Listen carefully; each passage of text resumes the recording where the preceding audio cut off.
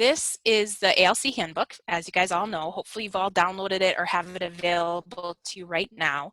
We're going to go through a couple of the handbooks materials right now so that you can pin them or dog ear them, whatever you're doing, so you can use them as we move through the next demonstration. So right now I'm just looking at my notes to see which pages I want to draw your attention to. So the first one is going to be, and feel free to write these page numbers down. First, we're going to pull out the pages 28 through 35, and that includes general guidance on virtual contacts with adults.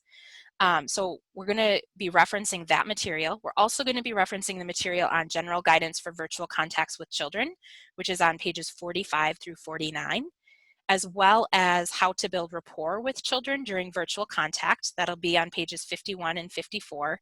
And then there's a tool, Engaging the Expert with 2 Circles, on pages 40 and 42. And I think Kim has gone ahead and entered those page numbers into the chat box as well.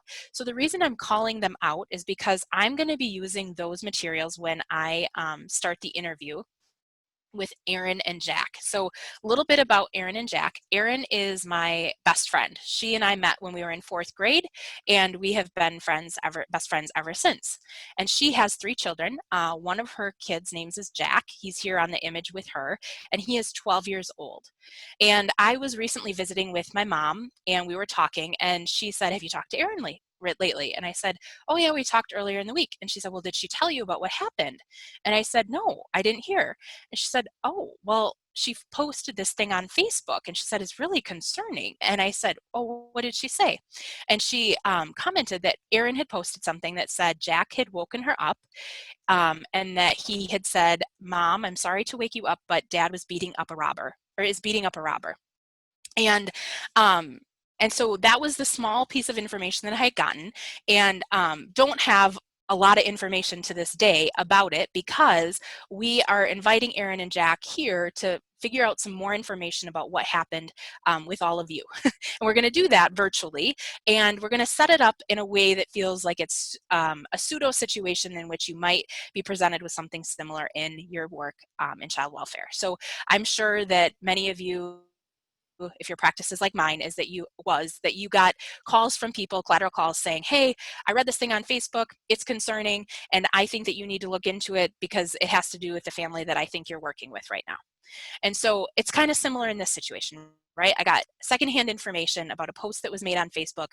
I don't know a lot of details about it, and I want to know those details because it was a dangerous situation, and I want to understand a couple things about how Erin experienced it and also how Jack did. And if I were in your shoes and something dangerous had happened on a case that you were working on, I would probably want to know if that made any difference in terms of how I had assessed things or what kind of planning I was going to do as a result. And so you'll have to kind of stretch with me to see where there's some parallels, but I think that you'll be able to draw some conclusions about some of the skills that I use when I interview both of them, and you'll see how what I do here with all of you is definitely different than if I were just to pick up the phone and say, "Hey, Erin, my mom told me this, what happened?"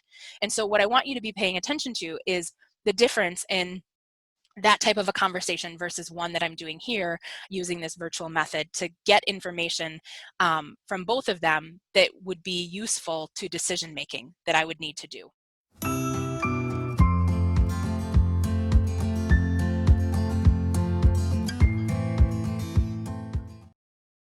You and I have already talked, and we Mhm. had set up a time for me to talk both with you and with Jack about a piece of information that I had learned over the weekend related to something that had happened in your family. And Yep. specifically, that thing is that I had heard there was a situation in which Jack came, woke you up, let you know that his dad, Ryan, was beating up a robber. Mhm. And so I know very little about anything that happened. And in and obviously, because we've been working together and talking about some of these things, I want to better understand what happened just to make sure I know how it fits in with everything else we've been discussing up until now. So, Okay.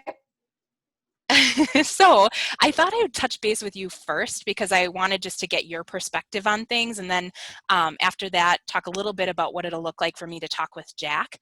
But I think to get started, it'd be helpful just to hear from you a little bit about what went on. So I was asleep, and my son came in and knocked on the door. Well, he knocked on the door, and then he came in very nonchalantly and said the exact line, "Mom, I don't want to wake you, or sorry to wake you, but Dad's fighting a robber." So I was obviously startled and was like, ah. So I got up and I went to, the living room to see what was going on. And at that point, the police had arrived, and my husband was outside talking to them and kind of telling them what went on. So I was kind of listening through the window to hear what had happened. And I didn't get to talk to him about it until after he had explained the situation to the police officer. So I was kind of talking to Jackson since he had witnessed it. Okay. So not your average wake-up call. No, definitely not. Yeah. Wow. And it sounds like from what you're describing that you had to catch up to all the details in real time. Yeah. Yeah. And what have you learned since then about what had happened? So after the police officer left and I got the chance to talk to Ryan, he told me that there had been a person that had he saw him walk across our front lawn, cross the street, go to the neighbor's driveway and open their truck door and hop in. So at that point, he then reacted to go out to the car and confront that person, and sort of got into a scuffle with him until the robber ran off. Okay. Wow. So with that, was there any indication that the robber had been at your house before going to the neighbors? Afterwards, Ryan went to our vehicles, which we never, ever leave unlocked, but they were unlocked the night before. So we realized he had been into our vehicles because the consoles were open and some papers were shuffled around. So we think he got into our vehicles first and then walked through the lawn and went across to the neighbors. And I'm not sure if he got into it. Didn't sound like he'd been in anybody else in the neighborhoods, but we weren't for sure. So. Okay. And you said that they were in a scuffle of some kind? Yes. Okay. Yep. And based on what you know of your husband, is that something that surprised you or felt like, yeah, that makes sense? He's been in scuffle before. Well, he was in the military. He was a Marine, and he's also I nickname him Safety Patrol. So I know like his desire to be protective. So him doing that didn't surprise me at all. Okay. Okay. And has there been another case in the time that you've known him where you feel like he has, oh, your image went away for a second. That's okay. I apologize. Yeah, it's to be expected. So in the time that you've known him, have you known him to react to things like that in the same way? Sometimes I think he feels very strongly about things. So when he feels passionate about something, his emotions get the best of him, I think. So yeah, I would say I haven't witnessed like that type of a situation before, but just in general, like, yeah, he can be a very passionate man, I'll say. Okay. And what has he had to say about everything since then? He actually was very disappointed in his reaction to the situation and has been talking about it ever since. How he doesn't like the way that he responded too quickly, and how he should have he thinks he should have called the police first or woken me up, or if he was going to go confront the person, he should have taken action to make sure that that person wasn't armed and all those kind of things. So he has been feeling bad about his reaction. Okay. And in that regard, has he said that he would do anything different like in the future? It sounds like maybe. Yeah, I think so. Okay. Yeah, definitely. I think he would, like I said, call the police, maybe not go over there because, who knows, the guy could have had a gun or a knife or something. So definitely. Okay. Yeah, it's definitely a scary situation. Mm-hmm. Yeah, so I'd like to learn more. I know you said earlier Jack witnessed it, and so I'd really like to hear Jack's perspective on what he saw and sort of what sense he's making of it since it's happened. And so I know you mentioned that you and Ryan have talked. Have you and Jack been able to touch base since then and talk? Yeah, I would say we talked more as like the family, Ryan and myself and the kids, and just kind of addressing like, okay, this is what happened and this is probably what we should have done instead, and to kind of let them know that it's probably not wise to confront somebody when you don't know all the details around it like that. Okay. Okay. And so there's been conversation. And what is your read on how Jack is doing since that happened? He is a pretty calm kid when it comes to stuff like this, so I think he's doing just fine. Okay. And what tells you that? Like, what have you seen or heard that tells you he's doing just fine? I don't think he has like none of his behaviors have changed. He hasn't like expressed any, he's not really, I haven't seen him be upset from it or anything like that. I know that he thinks I know that we've talked about him and told him how he should react in a dangerous situation, but I think he thinks it's kind of an exciting story to tell. So if anything, I think he takes it as kind of like this is my dad and he did this cool thing and I got to see it kind of. Okay. Okay. All right. Well, I'm looking forward to hearing more from him. Mm-hmm. When I talk to kids, I typically like to do that in private, especially when it's the first time I'm learning information or that type of thing. And so I know we talked earlier about making sure there's a place um, in the house where he and I can do that. Did you have an idea about where we would Sure. do the interview? Well, since we've been doing the online school thing, he's been working in his room. Sometimes he like will sit on his bed, or he also has a desk that he can sit at, but he can close his door and be in there if that's a suitable place for him to be. Okay. Yeah, typically when I talk to kids, it's best that they be in an upright position and not on a bed or anything like that. And so if he could sit at the desk, that would be Sure. great, especially if he's Okay. familiar with that. Yeah, definitely. Even though the Okay. room is a complete disaster, so it is literally a mess. Okay. You're warned. Yes, duly noted. All right, Jackson, you want to go sit at your desk? Yeah, sure. Okay. Oh, and I'm gonna get that charger because my phone's probably, I had lots of phone Oh, calls this great. morning. Yeah, I meant to ask you if you had that.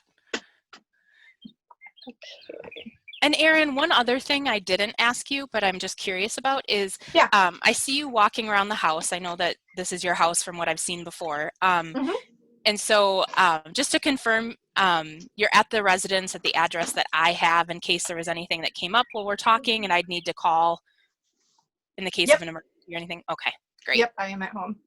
Okay. All right. Here, Jack, why don't you sit down and I'll see if I can get you, I'll move this down so she can see you better. Ready? How's that? That's good. Hi. Hi, Jackson. Oh, here, we're gonna turn the volume. Do you remember me? Okay, try again. Sorry, we had the volume off. Hi. Oh, Okay. hey, I said hi, Jackson, and I wondered if you remember me. Yeah. Yeah.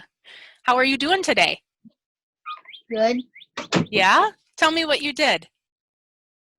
I woke up. I went and played on my Xbox, but then my brother played, and I just watched TV for a little bit. I played the Xbox a little more, and then I had to get off, and I came up here Uh-huh. because I was waiting for you Oh, okay. call, and then I've been playing with the Legos for the past 30 minutes, and I have this little Lego truck that I built, Uh-huh. and it's falling apart and stuff, and so I had to rebuild it, but yeah. Oh, okay. You seem to be very good at rebuilding things or building them from scratch. Yeah, I guess. Is that something you enjoy doing? Yeah. Mm-hmm. Yeah. Hey, Jack, I want to share with you a little game I have, just something I want to use to talk with you. Do you see this? What I've got? Yeah. Just a paper bag. So I've got a couple different questions in here, and I am just going to like move them around, toss them together, and I'm going to pull one out, and then I'm going to ask you the question that I see on it. Okay. Sound good? Okay, so this is the one I picked out. Can you see the card? I'm going to put it up to the camera so you can see it. Favorite TV show? Yeah. So What is your favorite TV show? Either probably The Amazing World of Gumball. Of Gumball? Yeah, The Amazing World of Gumball. Are you saying the word gumball like what you chew? Yeah, his name is Gumball. Oh, I have never heard of that before. Yeah, basically he's like a cat. It's like in another dimension. There's like cats and like trash and like pretty much every object is a human. Like a bed could literally be like a person. In this world, like there's like puppets are like real living people. Like everything in this universe is basically living except the houses and stuff. But yeah. Okay. Interesting. So it kind of sounds a little bit like fantasy. Is that true? Yes. Yeah, it's Okay. totally fantasy. Okay. And how would you describe like the difference between fantasy and something that happens in real life? Fantasy is like fake, but like it's like imagination, I guess. And then something that would happen in real life is like real and it can actually happen and stuff, I guess. Okay. Well, thank you for explaining sort of the difference and how you see that. One of the things I wanted to talk to you about is something that I heard about that had happened in your real life. And what I had heard happened is that you recently woke your mom up because your dad was fighting off a robber. Yeah. Okay, so do you know what specifically I'm talking about with that? Yeah. Okay, so what I'd really like to do in our time here is I would like to share with you something that is on my computer, and I'm going to do that by sharing a whiteboard with you. And can you see that right now, Jack? Yeah. Okay, so I'm going to draw a circle here. And I'm doing this because I want to share with you what we're about to talk about. So this is all of the information that you have, Jack, about what happened on that day. And this right here, the second dot, is how much information I have.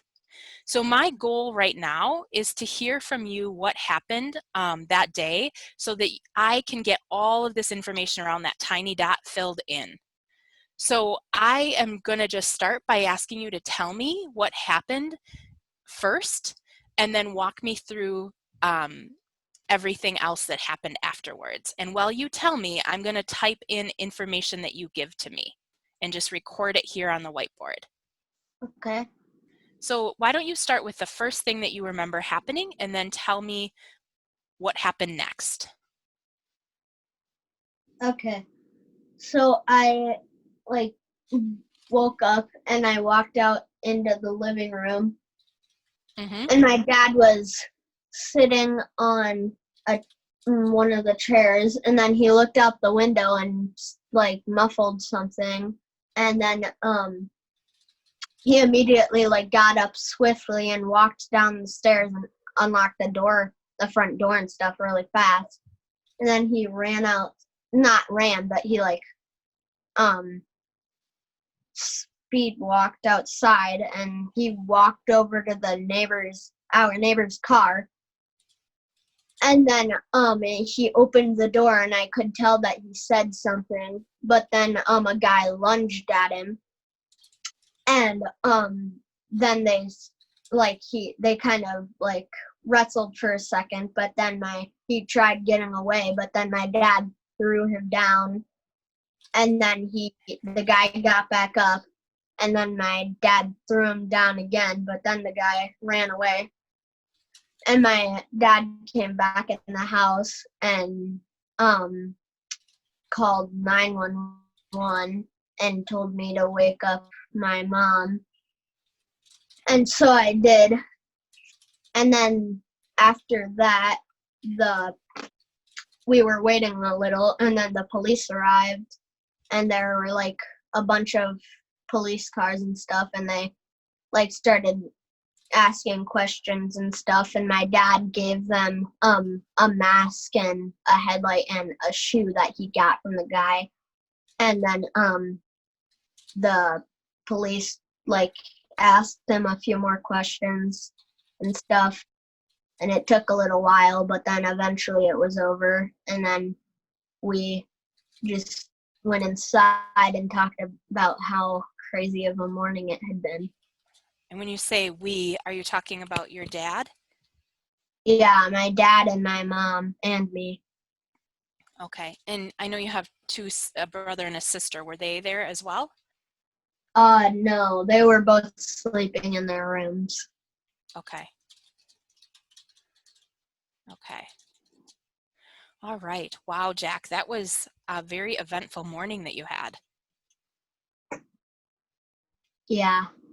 I have a couple questions I'd like to ask you based on what you shared with me. So the first one is, do you remember what day this was when it happened? Monday. Okay. And how do you know that it was Monday? Because it was the day of some of my classmates were doing their presentation, but I was doing my presentation on Tuesday, and I didn't do my presentation that day. Okay. All right. And a couple of things that you shared with me about the incident. It sounds like your dad went outside and he went across the street, and you mentioned at one point the other guy lunged at your dad. Yeah. Okay, and then you said that they wrestled. What did you see your dad do to the other guy? Well, so like they like kind of just like grabbed each other for a second, but then the guy got out of my dad's grip. But then the guy tried running, but then my dad was able to grab him and throw him down. And then he did it again when the guy got back up and stuff, but then he ran away. Okay. And what was your dad trying to do when he threw him to the ground? I'm pretty sure my dad was trying to stop the guy from getting away, but eventually he was able to get out of my dad's arm length. Okay. Okay. And when the guy left, you said that he ended up running away? Yeah. Okay. And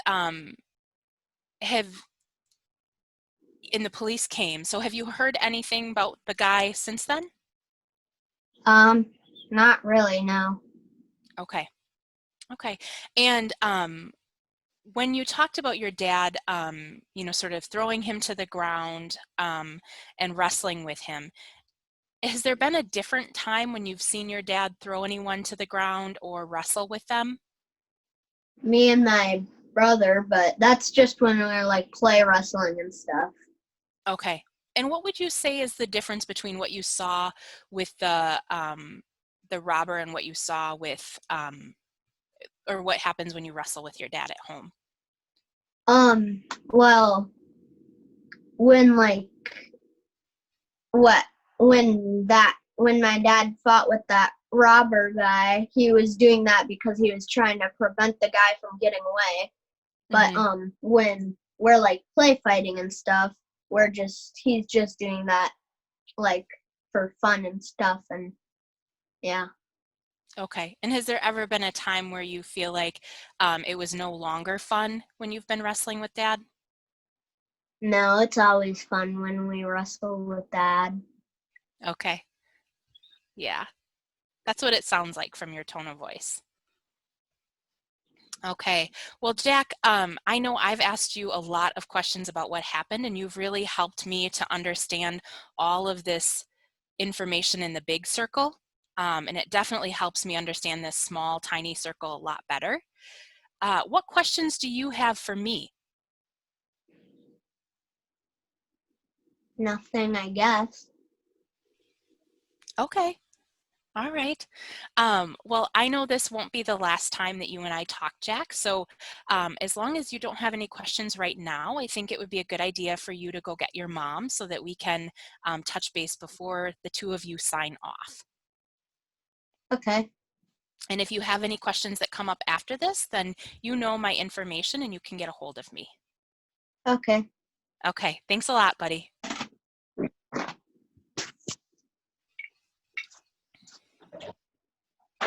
Hey, Mom.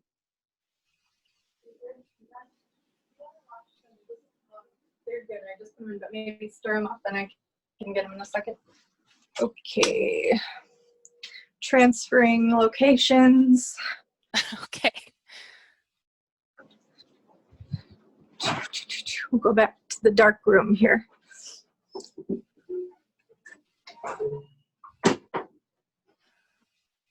All right. Well, Jack did a great job. He's very articulate and certainly an information sharer, Yes, if that's a word.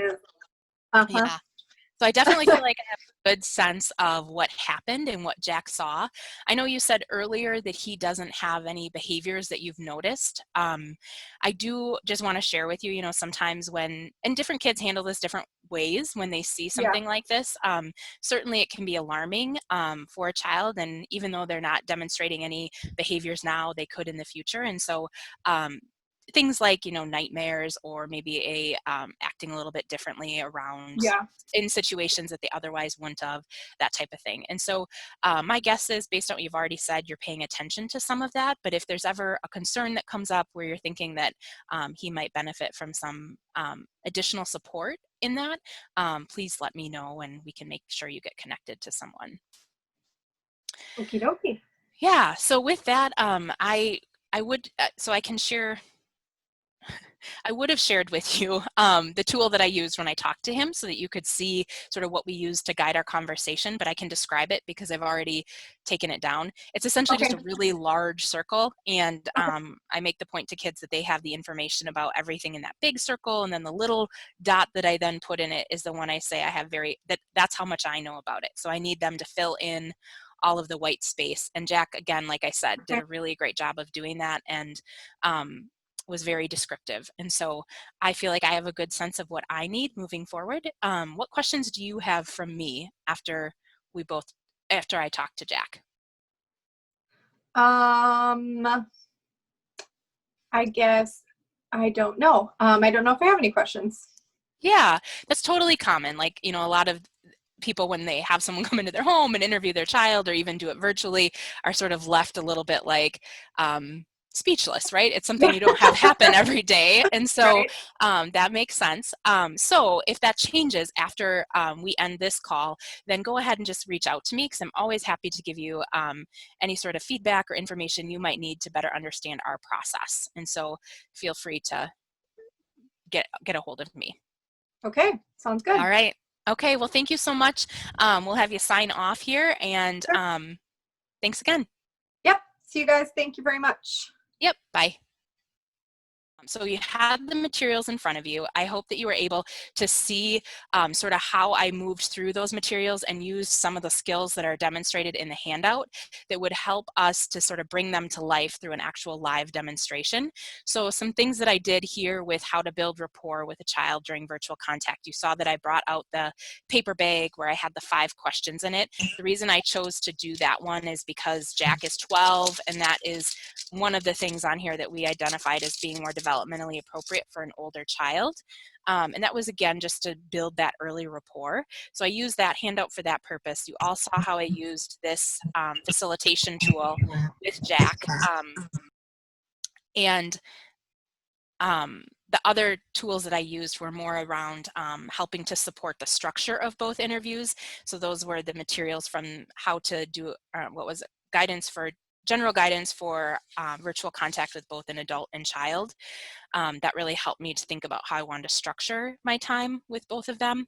So thinking about those different tools that I used with them, I'm interested in hearing from all of you, what engagement strategies and information did you note that I was able to get? And so we're going to use the chat box to first answer the question. And the question is specifically, what engagement techniques did you see me use in my interview with Erin? Go to the chat box and just answer that question. What engagement techniques did I use during my interview with Erin? All right. Let's see, we've got reflective listening, fantasy reality, clarifying questions. The questions in the bag were great. Reassuring of mom's feelings, showing interest in Jack and his interests, validating and empathy, starting by asking Jack about his day, so using some engagement, more fantasy reality, clarifying questions, acknowledgement of feelings and thoughts, and explaining what would occur. So we knew it was coming up, what they both knew what was coming up. Mm-hmm. Sharing power by explaining what was going to happen with her child and explaining what happened after the interview. So kind of that prep and that closure. Mm-hmm. Clarifying questions, rapport building, and empathy. Yeah, great. So now we just want to invite anyone who would want to unmute. If you have anything you'd like to add in terms of engagement techniques that you saw or that stood out to you, either with Erin or with Jack, we'll give a few minutes to see if anyone's interested in sharing aloud, and then we'll move on to some polling questions. Amy, can you monitor that too to see if anyone raises their hand? Yep.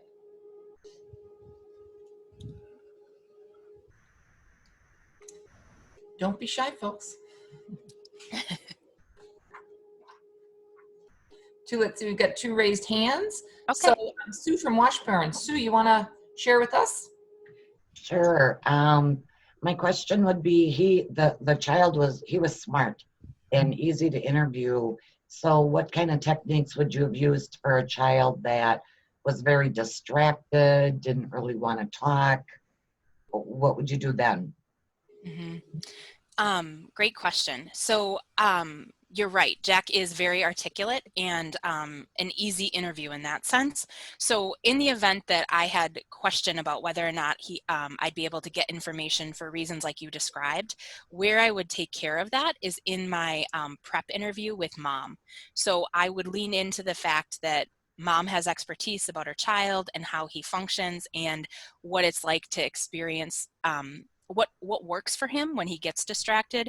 And I'd probably, in the event that mom didn't have that information and it seemed like she wasn't able to help me in that way, then I would probably lean into what it is that works with school and the virtual environment there, just to get a sense of what other people are doing that is successful, so that I can borrow from some of those same skills and bring them into our interview. I might even, if I saw a child who was easily distracted and had difficulty paying attention, I would probably make them responsible. So like in this case, I would have demonstrated the 2 circles on the whiteboard, but then I would also say, Jack, I'd like for you to go get a piece of paper. Can you run and get that if you don't have it in the room, and bring back a piece of paper and a pen? And then I would have the child actually draw the circles and have it in front of them, and just use that as a way for them to feel engaged and actually working along with me. And if I needed to throughout it, I'd say, all right, I need you to go back to those 2 circles. Can you show me those circles again? Because I want to remind us about what we're talking about here. And then say, again, I need to know about that tiny dot, that type of thing. But those are just my thoughts off the top of my head. I'm sure as people even listen to your question, they have lots of answers that they might come up with. So I'd encourage you, if something popped in your mind about what you would do in that situation, go ahead and just drop it in the chat box so that others can see your ideas as well. Sounds like we had one other question. Leah from Douglas. Yeah, so I guess it wasn't really a question, but I just really wanted to comment on your use of rapport building. I thought that was really creative with the paper bag with, the kid, and just figuring out about his interests. Then you're able to jump into the other more serious questions. So I thought that was really great and a good tool to build with relationships with kids. Yeah, I don't know about you all, but I know that I carry some like residual CPS worker stuff with me, and that is that I can tend to get very serious about topics very quickly, and I have to sort of stop myself sometimes and remember that people need sometimes that warm up to a harder conversation. And so it takes a lot of effort for me to actually do that because it's more natural for me to dive into what's serious. But it sort of applies to other things that we want to assess too. So like, even in the situation of like a home where there's maybe a question of if they have a lot of food, what are some ways that we can slowly build up to the conversation of, I need to see your cupboard versus I need to see your cupboard. So things like, wow, you know, I know it's really difficult to get out there and get groceries right now. I don't know if you've been out there, but it's sort of a mess and it's hard to do. What have you been doing so that you can make sure you have what you need to feed the kids? And then sort of move in from a conversation like that to, yeah, I'm going to need to see your cupboards because, as you know, that's one of the concerns that we've been talking about or that was brought to our attention. So I do want to make sure you have everything you need for the kids right now. So it's just that idea, I think, of almost stopping ourselves in our tracks so that we can think about it from the perspective of the person that we're about to launch into the conversation with. Great observations. So in the interest of time, we won't go through anymore unless Amy tells me there's someone who raised their hand that we haven't addressed. Nope, you're all good to go. Okay, so with that in mind, then I want to introduce you to a polling question. So the first one that we want to ask you is, on a scale of 1 to 5, do you feel after the interview with Aaron and Jack that you have enough information to understand what happened when Jack saw his dad beating up a robber?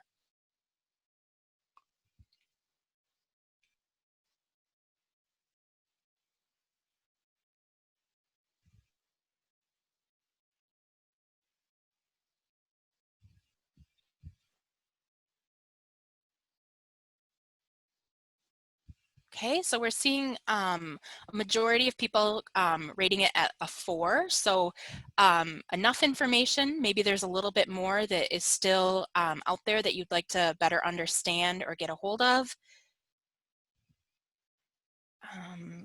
Yeah, looks like final results, 62% of you are saying you'd rate it at a 4. A couple people weighing in saying it would be at a 3, and then a few at a 5.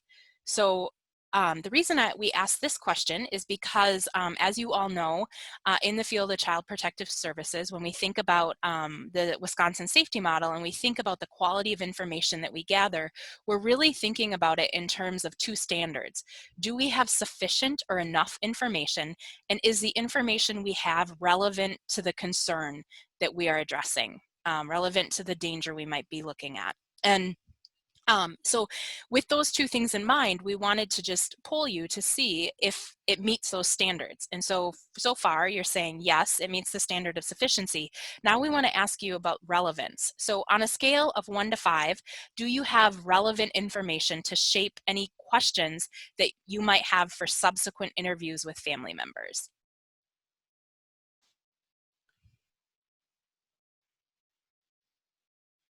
So my guess is as you listen to the information, knowing how you all are trained, you probably were immediately thinking of either questions you might ask in the middle of the interview or questions that you want to ask of other people to better understand what specifically happened. And it seems like from the poll results that a majority of you are thinking that yes, there's relevant information, at least relevant enough to shape the next questions that we would ask. And really that's all we're doing, right, in our field, is that we're asking the questions to get the information we need to know what we need to know next. And until it's conclusive, we're always in that state of sort of assessing and reassessing the information that we have to ensure that we're on the right path in terms of our planning efforts. And so 62% of you said you have relevant information to move forward with subsequent interviews, which is great. Part of why we wanted to do that demonstration is that we recognize it's one thing to get a bunch of handouts that tell you how you might be able to approach the work in a certain way, and it's another to sort of show you. And so we wanted to give you that opportunity, and I was willing to sort of take the hit in the sense that we weren't going to ask any of you to do that here at this point in time, and we trust that all of you are probably doing it multiple times throughout the week, so we thought we would give you a little bit of a break. But sometimes it's nice. We don't always get an opportunity in our field to watch a peer do work or to review how another person is doing it. And I think in this situation, when you're learning such a new environment, it's just nice to bring it alive versus having it be something that is only available on paper. And so I hope that through that you were able to sort of see how these tools in the handbook can help and support the work that you're doing with families and that you continue to do here after the ALCs. My main point, and the one I want to return to now, is just that you all have got this. I did not prepare for that interview with Jack in any way other than to coordinate and make sure they were available and at what time. And what I did is no different than what I imagine all of you are doing. And the reason I could do that on the fly is because I am trained in all the same things as you are. I know the dynamics of danger. I know child development. I know how to talk to people in engaging ways to get information so that I can make decisions about it. And so I did not do anything magical or anything different than what I'm sure all of you are doing. And so if I was able to do that with very little prep, I know with confidence that so are you. And you have all of the tools that you need to do this. And some of them are ones that you have gotten in this handbook, but again, you also have the Wisconsin Safety Model to support you and to have your back. It helps you think about what information you need and how to think about that information, and those, the tools that come from having that framework really support you in the work that you're doing with families, even in a virtual world. So even though the pandemic has really changed our circumstances, and it certainly has, it has not changed what we know about our work. So there is nothing about the pandemic that can take away the knowledge that we have or the skills that we brought into it. And so I just want to affirm that in all of you and remind you of what you have available to you as you move through these new and challenging circumstances.